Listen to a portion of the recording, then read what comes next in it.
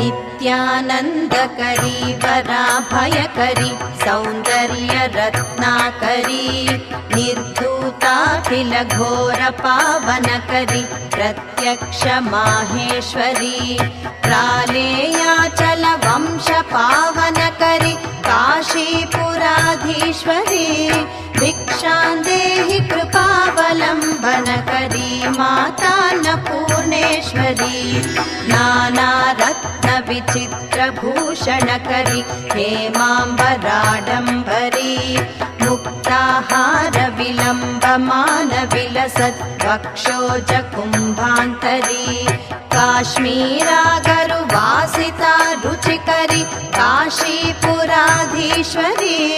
भिक्षां देहि कृपावलम्बनकरी मातान्नपूर्णेश्वरी।